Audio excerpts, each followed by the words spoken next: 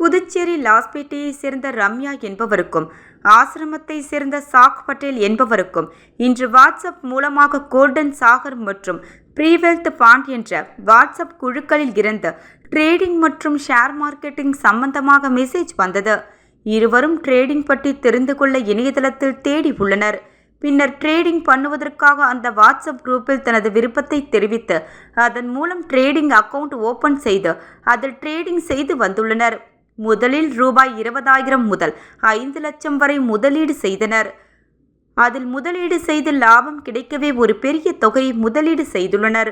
இதுபோன்று அந்த வெப்சைட் மூலமாக இவர்களது வங்கி கணக்கில் இருந்து பல்வேறு தவணைகளாக ரம்யா என்பவர் 82 லட்சத்திற்கும் சாக் பட்டேல் என்பவர் 20 லட்சத்திற்கும் ட்ரேடிங் செய்து இருவரும் 1 கோடிக்கு மேல் முதலீடு செய்து வந்துள்ளனர்.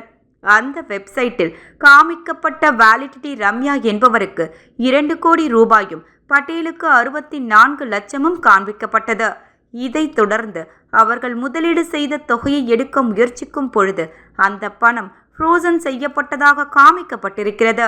இதையடுத்து மேலும் வாட்ஸ்அப்பில் தொடர்பு கொண்ட நபர்களை இவர்கள் தொடர்பு கொள்ள முயற்சிக்கும் பொழுது தொடர்பு கொள்ள முடியாத சூழ்நிலை ஏற்பட்டுள்ளது.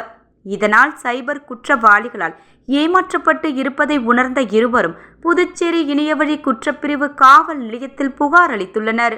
ஆகையால் இணையவழி குற்றப்பிரிவு காவல் ஆய்வாளர் எச்சரிக்கை செய்வது என்னவென்றால், சமூக வலைதளங்களில் ஆசை வார்த்தை கூறி ஆன்லைன் ஷேர் மார்க்கெட்டிங் மற்றும் ட்ரேடிங்கில் அதிக லாபம் பெறலாம் என்று வரும் விளம்பரங்களை நம்பி ஏமாற வேண்டாம் என்றும், மேலும் டிமிடெட் வங்கிக் கணக்கு இல்லாமல் ட்ரேடிங் செய்யும் முறையை முற்றிலும் நம்ப வேண்டாம் என்றும், அங்கீகரிக்கப்படாத எந்த ட்ரேடிங் மற்றும் ஷேர் மார்க்கெட்டிங் போன்றவைகளை நம்ப வேண்டாம் என்றும் இணையவழி காவல்துறை காவல் ஆய்வாளர் திரு தியாகராஜன் அவர்கள் எச்சரிக்கை செய்கின்றார்.